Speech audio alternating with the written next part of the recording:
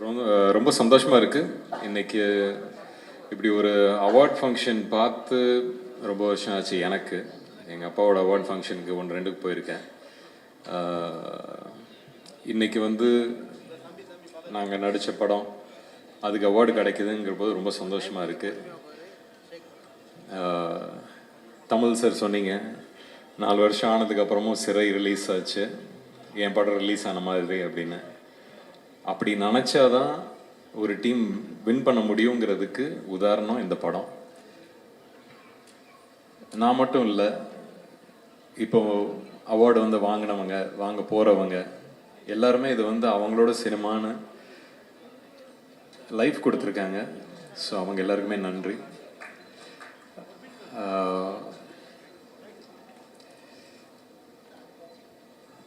டானாக்காரனுக்கு award கிடச்சிச்சு ஸ்டேட்லேருந்து.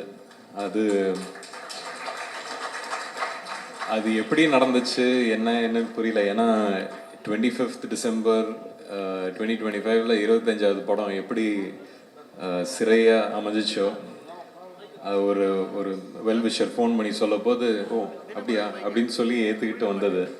அதுக்கப்புறம் படம் ரிலீஸ் ஆகி நல்லா போயிட்டுருக்கு. ஸ்டேட் அவார்டுன்னு சொல்ல போது சரி, நம்மளுக்கு அன்னைக்கு எவ்வளோ உட்காந்து ஒரு அழுதுருப்போம் ஒரு டீமாக. இது வந்து ஒரு டபுள் சந்தோஷமாக வந்துருச்சுன்னு அன்றைக்கி வேண்டிக்கிட்டேன். அதான் அந்த கஷ்டத்துக்கு நான் வேண்டிக்கிட்டேன். பட் எல்லாமே அமைஞ்சிச்சு.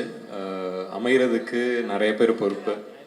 அதில் அஃப்கோர்ஸ் லலித் சாரில் ஆரம்பித்து ஒரு நல்ல ப்ரொடியூசராக, இது என்னோடய 25வது படம். எனக்கு ஆக்சுவலி நியூஸ் கிடைக்க போது நான் அவருக்கு தான் ஃபஸ்ட்டு ஃபோன் பண்ணேன். சார், இது வந்து என்னோடய 25வது படம், கூச்சமாக இருக்குது உங்ககிட்ட சொல்கிறதுக்கு, ஆனால் இதை பற்றி பேசலாமா அப்படின்னு நானே கேட்டேன் அவர்கிட்ட. இல்லை சார், நீங்கள் தாராளமாக பேசுங்க அப்படின்னு. அஃப்கோர்ஸ் அவரோட பையனையும் இன்ட்ரடியூஸ் பண்ணுறாங்க. இது மேலே போயிட போதோங்கிற ஒரு பயம் தான் எனக்கு. பட் அதான், அந்த ஒரு மனசார ஒரு நல்ல விஷயம் செய்ய போது அது கரெக்டாக போய் சேர்ற மாதிரி தான் இந்த படம் கரெக்டாக போய் செஞ்சிச்சு. அதுக்குள்ளே இருக்கிற விஷயங்கள் கரெக்டாக போய் செஞ்சிச்சு. ஸோ அதுக்கு வெரி கிரேட்ஃபுல். அண்ட் இது இப்போ சொன்னார் அப்பாவோட பேர், தாத்தாவோட பேர். ரஜினி சார் சொன்ன மாதிரி தான் அந்த காது கேட்காத தவளை, அப்படி தான் இந்த பயணத்தை ஓட்டிக்கிட்டு இருக்கேன் நான். ஸ்கூலில் ஞாபகம் இருக்குது, ஸ்கூலில் வந்து ஒதுக்கிடுவாங்க. ஓ இவரோட பையன், இவரோட பேரன் அப்படின்னு சொல்லி ஒதுக்கி நம்மளுக்குன்னு ஒரு அடையாளமே இல்லாமல் போயிடும். அதெல்லாம் கஷ்டமாக இருக்கும். ஸோ அதனால் வந்து ஓடிடுவேன். ஏதாவது ஒரு பிளேக்கு கூப்பிட்டாங்கன்னா ஓடிடுவேன். ஏதாவது வந்து பாடுன்னு சொன்னால் ஓடிடுவேன். ஸோ இப்படியே நிறைய இடத்துல ஓடிக்கிட்டே இருந்தேன். அப்படி ஓடினது தான் காலேஜுக்கு அமெரிக்காவுக்கு ஓடினேன். அங்கே போய் என்னை கண்டுபிடிச்சேன். இது சுற்றி யாரும் இவர் அவர் அப்படின்னு சொல்கிறதுக்கு யாரும் இல்லை.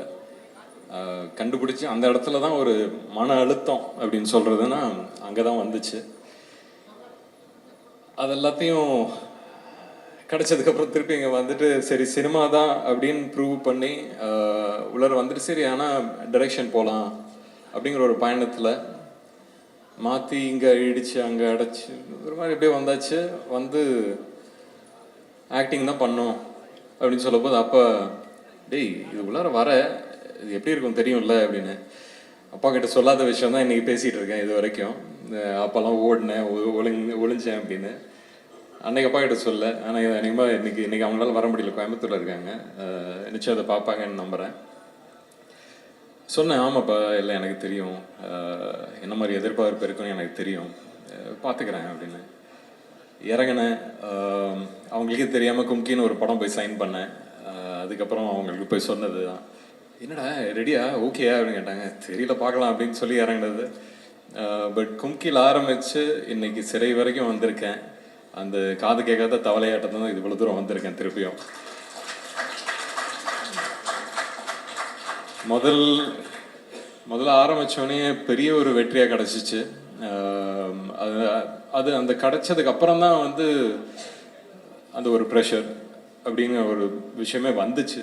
பட் அந்த ப்ரெஷரையும் திருப்பியும் ஒதுக்கி வச்சிடலாம்.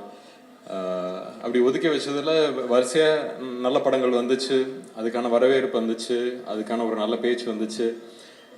நடுவில் எங்கெங்கே மிஸ் ஆனதுக்கும் நிறைய விஷயங்கள் சொன்னாங்க. தெரியாதவங்களாம் வந்து திட்டினாங்க.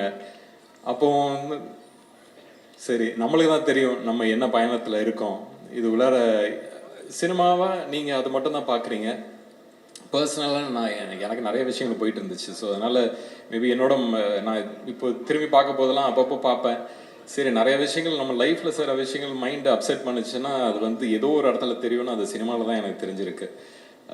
அது வந்து நான் திருப்பியும் பிடிச்சி இழுத்து உட்கார வச்சு சரி இது என்ன பண்ணுறோம் கரெக்டாக பண்ணு அப்படின்னு சொல்லிட்டு என்ன திருப்பி தேத்திக்கிட்டு வர்றதுக்கே கொஞ்சம் டைம் ஆகிடுச்சு. பட் அதுக்கப்புறமும் சினிமாக்குன்னு ஒரு விஷயம், ஒரு டைம், ஒரு லக்கு, இவ்வளோ விஷயங்கள் இருக்குது. அதுக்குள்ளே இருக்கிற பாலிடிக்ஸ் இருக்குது. வளர போதே தட்டி விடுறவங்க இருக்காங்க. யாரோட ஒர்க் பண்ணணும், யாரோட ஒர்க் பண்ணக்கூடாதுன்னு நிறைய விஷயங்கள் இருக்குது. அதெல்லாம் கற்றுக்கிட்டு தான் வந்திருக்கேன். ஸோ இந்த 25 படத்துக்கு அப்புறம் என்ன அப்படின்னு கேட்டுக்கிட்டால் இப்போ தான் முதல்ல ஆரம்பிக்கிற மாதிரி இருக்குது எனக்கு.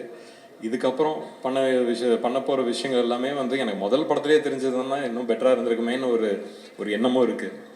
பட் அப்பா சொன்ன மாதிரி தான், டேய் நான்லாம் வந்து ஒன்று ஹெல்ப்லாம் பண்ண மாட்டேன், நீனே கற்றுக்கிட்டு வரணும் அப்படின்னு. இப்போ கற்றுக்கிட்டு வந்திருக்கேன். இதுக்கு மேலே என்ன நடக்குது எது நடக்குதுன்னு நம்ம பார்க்கணும். பட் அதுக்கான ஒரு தைரியம் அன்றைக்கி எப்படியும் ஒரு கும்கி யானையை பிடிச்சிக்கிட்டு வா அப்படின்னு போன மாதிரி அந்த மாதிரி தான் இன்றைக்கி இண்டஸ்ட்ரியும் பிடிச்சிட்டு போயிட்டுருக்கேன். ஸோ அப்படி இந்த பயணத்தில் மீட் பண்ண இந்த சிறை டீம், டானாக்காரன் தமிழ் சார் ரொம்ப கொடுத்து வச்சுருக்கேன். Lalit sir, thank you sir for taking a movie like this. Akshay சொன்ன மாதிரி தான் தமிழ், தெலுங்கு, மலையாளம் எல்லா இண்டஸ்ட்ரியிலேருந்தும் ஃபோன் பண்ணி இந்த படத்தை பற்றி பேசுகிறாங்க. இந்த படம் ஒரு விஷயம் பண்ணுது. ஒரு படம் என்ன பண்ணணுமோ, ஒரு கதை ஒருத்தர்கிட்ட அது போய் சேரப்போது அது என்ன பண்ணணுமோ அதை பண்ணுது. அதுதான் சிறை. அந்த இம்பேக்டுக்கு தான் நம்ம வந்து இந்த சினிமாங்கிறது அந்த ஆர்ட்டை பிடிச்சிக்கிட்டு எடுக்கிறோம். தமிழ் சார் சொன்னார், நிறைய ரைட்டர்ஸ் உள்ள இடம் இங்கே தமிழகத்தில் தான். நம்மளுக்கு தான் பூர்வீகமாக லாங்குவேஜே நம்மளோடது தான். அப்போ ரைட்டர்ஸ் இங்கே தானே இருப்பாங்க. அந்த ரைட்டர்ஸ்க்கு வந்து கரெக்டான ஒரு வாய்ப்பு கிடச்சிதுன்னா நல்ல கதைகள் எடுத்துகிட்டு வர முடியும். நம்மளோட இண்டஸ்ட்ரி பற்றியும் பெருமையாக பேசலாம், பெருமைப்படலாம். ஸோ அதெல்லாம் நடக்கும்னு நம்புகிறேன் இந்த future. And again thanks to every single one of you. Akshay, முதல் படத்துலேயே வர ஒரு சக்ஸஸ்ங்கிறது வந்து எப்படி எடுத்துக்கணுன்னா, இப்போ இவங்களுக்குலாம் இப்போ பாகுபலி வந்துச்சு, இல்லை மகதீரா வந்துச்சுன்னு வச்சுக்கலாம். உங்களுக்கு அந்த மாதிரி ஒரு பட்டம் ஏற்கனவே உங்கள் கையில் வச்சுருக்கீங்கன்னு வச்சுங்க. அடுத்தடுத்து வர்றது 4 படம் ஆகுதோ இல்லை அடுத்த படமே ஆகுதோ அப்படிலாம் நினைக்காதீங்க. அது வரும், நடக்கும். எனக்கு என்னோட ஜேர்னியை வச்சு தான் உங்களுக்கு சொல்கிறேன், my experience. So let's keep it positive. நிறைய நெகட்டிவ் நடக்குது. ஸோ பாசிட்டிவாகவே யோசிப்போம், பாசிட்டிவாகவே பண்ணுவோம். அண்ட் எனக்கு ஒரு சின்ன ஆசை, நம்மளோட டீம் மெம்பர்ஸ் இங்கே எல்லாருமே ஒரு 5 மினிட்ஸ் ஆனாலும் நீங்கள் எல்லாம் கொஞ்சம் ஸ்டேஜில் வந்தீங்கன்னா ஒரு பெரிய ஃபோட்டோ எடுத்துக்கலாம்னு நம்புகிறேன். ஏன்னா நான் ஃபஸ்ட் டே படம் ரிலீஸ் ஆகிற நாள் அன்னைக்கு ட்விட்டரில் போஸ்டரும் போட்டு அன்னைக்கு நம்ம ஃபங்க்ஷன் அன்னைக்கு இருந்த டீமோட ஃபோட்டோவை போட்டு இது எங்களோட டீம் கிட்டேருந்துன்னு சொல்லி சொன்னேன். இன்றைக்கி வெற்றி அடைஞ்சாச்சு. ஸோ அதுக்காக நீங்கள் எல்லாருமே கொஞ்சம் ஸ்டேஜில் வந்து ஒரு புகைப்படமாக எடுத்தால் அது என்னோடய ஆஃபீஸில் நான் வச்சுப்பேன். ஸோ கொஞ்சம் எல்லாம் நம்ம சிறை டீம் எல்லாருமே கொஞ்சம் மேலே வாங்க, எல்லோரும் வாங்க. வர்ஷினி, ஆக்டர்ஸ் எல்லாருமே நீங்கள் டீம்னு நினச்சிங்கன்னா மேலே வாங்க. நான் சொல்கிறேன் தேவையில்லை, வாங்க. லலித் சார், சக்ஸஸ் மீட் ஆகும் நான் நினைக்கிறேன். ரொம்ப சந்தோஷமாக இருக்குது. அது ப்ரெஸ்ஸுக்கு தேங்க்யூ சொல்லணும். அண்ட் ஃபேமிலி அண்ட் எல்லாமே ஃபேமிலி தான். என் டீம் தான் என் ஃபேமிலி. ஸோ என் டீமுக்கு, என் ஃபேமிலிக்கு தேங்க்யூ சொல்லணும். அண்ட் ரொம்ப சந்தோஷமாகவே இருக்குது. ஏன்னா நடிக்கிறதோட நம்மளை அக்செப்ட் பண்ணுவாங்கங்கிற பயம் தான் ஜாஸ்தியாக இருக்கும் ஒரு ஆர்டிஸ்ட்டுக்கும். ஸோ எனக்கு ஃபர்ஸ்ட் படத்தில் அந்த அக்செப்டன்ஸ் தந்த எல்லாருக்கும் தேங்க்யூ. மீடியாவுக்கு தேங்க்யூ. அண்ட் அப்பா, ஸோ ரொம்ப இம்பார்ட்டன்ட் பர்சன் மை லைஃப். சண்டை வரும், பயங்கரமாக சண்டை வரும். ஆனால் முடிஞ்ச அளவுக்கு வீட்டில் எல்லோரும் ஸ்போர்ட்டியாக எல்லாமே எடுத்துகிட்டு போகணுன்னு மோட்டிவேஷன் தந்தனால ஸ்ட்ராங்காகவும் இருந்தேன் ஸ்க்ரீனில். ஸோ அதுக்கு தேங்க்யூ. அண்ட் சுரேஷ் சார் இன்னும் 10 படம் பண்ணாலும் இந்த மாதிரி படம் பண்ண மாட்டேன்னு நிறைய பேர் சொல்லிட்டாங்க. அது எனக்கும் தெரியும். Thank you sir. இந்த மாதிரி ஒரு லான்ச் நீங்கள் சொல்லிட்டே இருப்பீங்க இந்த மாதிரி லான்ச் கிடைக்கிறது கஷ்டம்னு. எனக்கு புரியுது, இப்போ புரியுது. ஸோ மலையாளத்துலேருந்து தெலுங்குலேருந்து ஒரு லாங்குவேஜ்லேயும் எனக்கு மெசேஜ் வருது. ஸோ ரொம்ப தேங்க்ஃபுல்லாக இருக்குது. தேங்க்யூ அனிஷ்மா. நீலோத்திலேருந்து மூட்டக்கல் கேக்கா போயிட்டீங்க. Okay. Vikram Prabhu sir your motivation was everything. So meant a lot to me. And Justin Prabhakar sir அந்த பிஜிஎம்மும் நீலோத்தியும் இன்னும் மண்டேலே ஓடிட்டுருக்கு. தேங்க்யூ. அண்ட் இம்பார்ட்டண்ட்டாக போன வாட்டி நான் 2 டீம் மிஸ் பண்ணிட்டேன். ஒன் எங்களோட ப்ரொடக்ஷன் டீம் அருண், யோகேஷ் எல்லாரும்.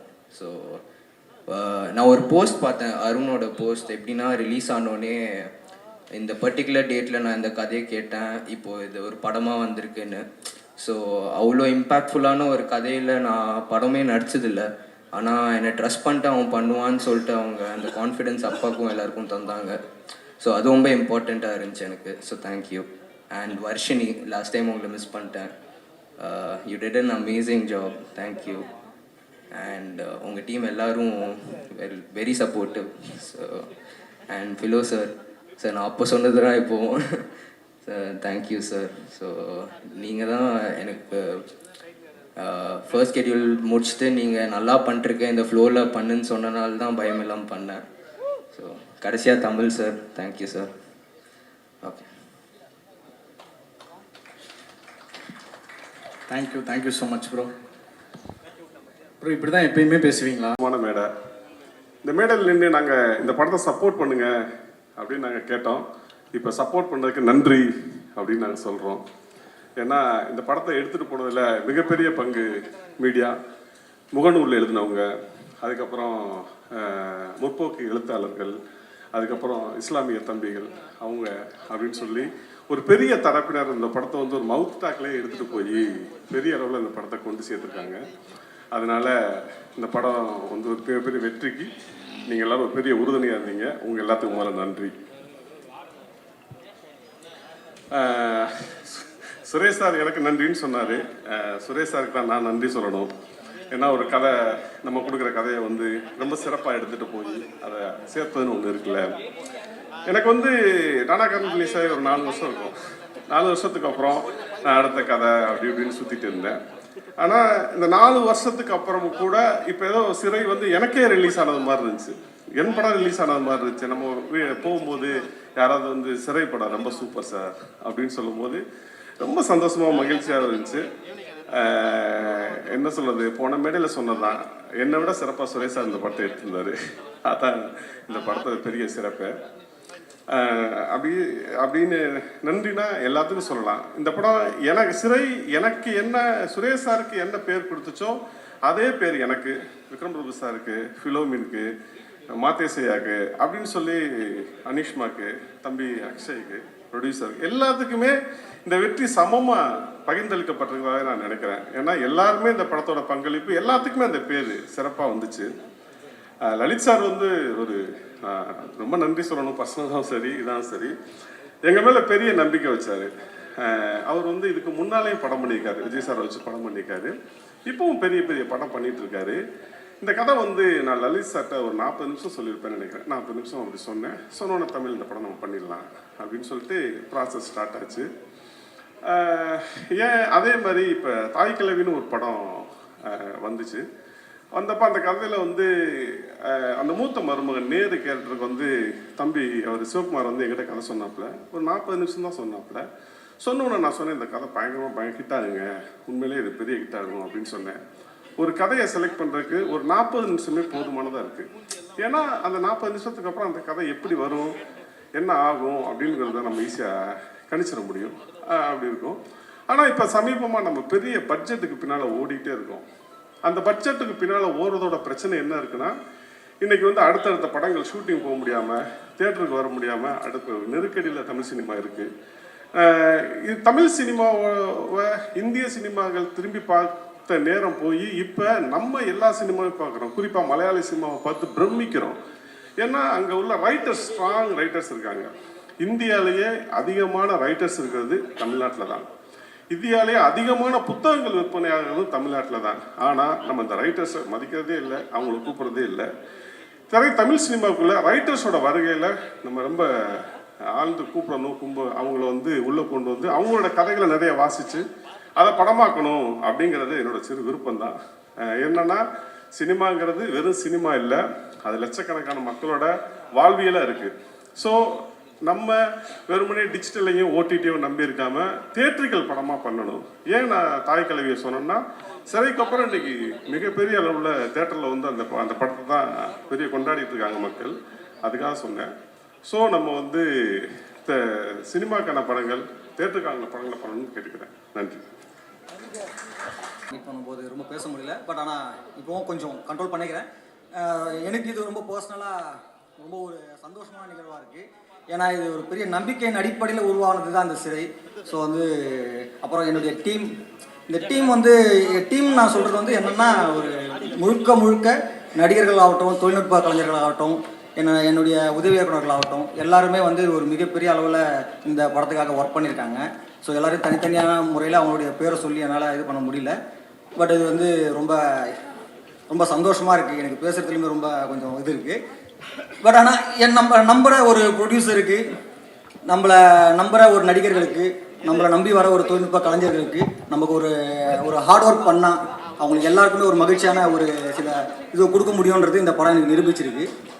அப்புறம் இதனுடைய இன்னொரு ரொம்ப முக்கியமான நபர்னா தமிழுடைய இது இருக்கு இல்லையா, அவருடைய லைஃப்பில் நடந்த விஷயத்த நம்ம நிறைய பேசியிருக்கோம். நான் தனியாக இன்டர்வியூ கொடுத்துருக்கேன். ஸோ வந்து அந்த தமிழுடைய வாழ்க்கையில் நடந்த விஷயத்த எப்போதும் ஒரு ரைட்டருக்கு வந்து ஒருத்தர்கிட்ட அந்த படத்தை அவங்களுடைய கதைகளை கொடுக்கும்போது நிறைய சிக்கல் இருக்கும். இது அவங்க சரியாக எடுப்பாங்களா, எடுக்க மாட்டாங்களா அப்படின்ற சிக்கல் இருக்கும். ஆனால் தமிழுக்கும் எனக்கு ஒரு பெரிய புரிதல் இருக்குது. எங்களுக்கு ரெண்டு பார்வையும் ஒரே மாதிரியான ஒரு பார்வையாக இருக்கும். அப்போ அவர் என்னை நம்பின விதம் இருக்குல்ல, அது வந்து நான் அதுக்காக தமிழ்கிட்ட நான் நன்றி சொல்லிக்கிறேன். அந்த நம்பிக்கை, அதான் முதலே சொன்னேன், இந்த படம் வந்து ஒரு நம்பிக்கைக்கான படம். இது எல்லாரையுமே ஒரு நம்பிக்கைக்குள்ளே இணைச்சது தான். நடிகர்களாகட்டும், விக்ரம் பாபு சார், அவரும் இதே தான், அந்த நம்பிக்கை தான். ஏன்னா அதுக்கு படம் எடுத்து காமிச்சதில்லை. எப்போம்போது வந்து என்ன பண்ணுவாங்கன்னா, ஒரு ப்ரொடியூசர் வந்து இந்த படம் என்னமா வரும்னு சொல்லிட்டு ஒரு சீன் எடுப்போம், இந்த சீனை எடுத்து பார்ப்போம். அவர் அதுவுமே பண்ணலை, நீங்கள் ஸ்ட்ரைட்டாக ஷூட்டிங் போங்கன்னாரு. அவருடைய நம்பிக்கை. விக்ரம் பிரபு சார் அவரும் அதே தான், நீங்கள் ஒரு சீன் எடுத்து காட்டுங்க, அது எப்படி வருதுன்னு பார்த்துட்டு அதுக்கப்புறம் படத்தை வந்து ஷூட் பண்ணலாம் அப்படின்லாம் சொல்லவே இல்லை. அவர் ஒரு பெரிய நம்பிக்கையோடு அவரும் அந்த படத்துக்குள்ளே வந்தார். ஏதோ ஒரு இந்த நம்பிக்கை எல்லாமே எங்கேருந்து ஆரம்பிக்குது அப்படின்னா, வெற்றிமாறன் சார்கிட்ட இருந்து ஆரம்பிக்குது. ஸோ அவர்கிட்ட இருந்து நான் வந்திருக்கேன். ஸோ இப்போ இவன் ஏதோ ஒன்று பண்ணுவான், இவனுக்கு நம்ம அந்த டெஸ்ட் வைக்க வேண்டாம், இவனை வந்து சரியான இதுக்குள்ளே போவான்ற ஒரு நம்பிக்கை இருந்துச்சு. அதை நான் சரியாக பண்ணியிருக்கேன், நான் நம்புகிறேன். இதுதான் இந்த வெற்றியுடைய இந்த படத்துடைய வெற்றி. அப்புறம் இந்த மாதிரியான இந்த கதைகளை முதல்ல திரைப்படமாக கொண்டு வர்றதுல ரொம்ப பெரிய சிக்கல் இருக்குது. ஏன்னா இது யதார்த்த கதைகளை வந்து யதார்த்தமாக நம்ம வந்து சினிமாக்குள்ளே கொடுக்க முடியாது. அப்படி கொடுத்தாக்கா அந்த படம் பார்க்குற அளவுக்கு இருக்காது. ஏன்னா இங்கே எல்லாருமே வந்து ஒரு மலையாள சினிமாவுடைய இது இருக்குது. மலையாள சினிமாக்கள் மாதிரி நம்ம தமிழ் சினிமாக்கள் இல்லைன்னு. அதே மலையாள சினிமாக்களை நம்ம இங்கே தேட்டர்களில் ஓட வைக்கிறது இல்லை. நம்ம வந்து முழுக்க வந்து ஓடிடியில் பார்த்து கொண்டாடுறோம். ஸோ அப்போ இங்கே நம்ம தமிழ் ஆடியன்ஸ்க்கு ஏற்ற மாதிரி அதை ஒரு படமாக அதை பண்ண வேண்டியது இருக்குது. அதுக்கு என்னுடைய தொழில்நுட்ப கலைஞர்கள் வந்து அவ்வளோ சப்போர்ட் பண்ணாங்க. இப்போ கேமராமேன் மாதேஷ் ஆகட்டும், எடிட்டர் ஃபிலோ ஆகட்டும், மியூசிக் டைரக்டர் ஜஸ்டின் பிரபாகர் ஆகட்டும். ஸோ எல்லாருமே வந்து அவ்வளோ பெரிய இந்த வேலைக்குள்ளே அதை கொண்டு வந்தது. அப்புறம் லலித் சாருடைய மிகப்பெரிய பலமே நான் என்னவா பார்க்குறேன்னா, அவர் வந்து கதைகளை தேர்வு பண்ணுறது, இந்த கதைக்கு தன்னுடைய மகனை உள்ளே கொண்டு வர்றது, அதுவும் ஒரு புது இயக்குனரை நம்புறது, இதெல்லாமே நான் அவர்கிட்ட அப்போவே சொன்னேன். ரொம்ப இதை யோசிங்க சார், கரெக்டாக இருக்குமானா. அதெல்லாம் அவர் வந்து தமிழ் மேலே வச்சிருந்த நம்பிக்கையில் அதை பற்றி எல்லாமே யோசிக்கல, அவர் ரெடியாக இருந்தார். எனக்கு அது ரொம்ப சந்தோஷமான விஷயம். அதெல்லாமே நம்ம இந்த வெற்றியின் மூலமாக நம்ம அதை வந்து நிரூபிச்சிருக்கோன்றது வந்து ரொம்ப சந்தோஷமாக இருக்குது. அக்ஷய், அனிஷ்மா, ஸோ இவங்களுடைய இவங்களை மட்டும் நான் இது பண்ணுறேன்.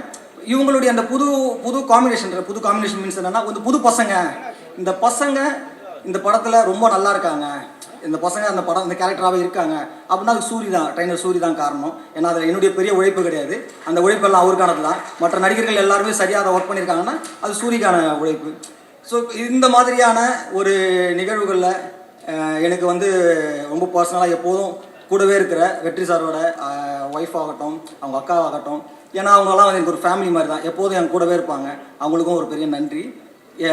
மற்றபடி நடிகர்கள் யாராவது மென்ஷன் பண்ணலன்னா தயவுசெய்து தப்பாக எடுத்துக்காதீங்க. தொழில்நுட்ப கலைஞர்களை மென்ஷன் பண்ணலாம், தப்பாக எடுத்துக்காதீங்க. இது வந்து டைம் இல்லை, நமக்கு இன்னும் கொஞ்சம் டைம் தான் இருக்குது. ஸோ அதனால் ரொம்ப நன்றி, ரொம்ப மகிழ்ச்சியாக இருக்குது இதை வந்து. அப்புறம் தமிழ் ஆடியன்ஸ் ரொம்ப இந்த மாதிரியான படங்களை வந்து கொண்டு போய் சேர்த்தது இருக்குல்ல, இது வந்து பெரிய அளவில் ப்ரொமோஷனாக நம்ம கொஞ்சம் புஷ் பண்ணாலும் இது வந்து ஒருத்தர் பார்த்து ஒருத்தர்கிட்ட சொல்லி அப்படியான ஒரு பெரிய அளவில் இந்த படம் வந்து போய் ரீச் ஆகிருக்கு. இதை நான் நேற்று கூட ஒரு இடத்துல சொல்லிட்டு இருந்தேன்.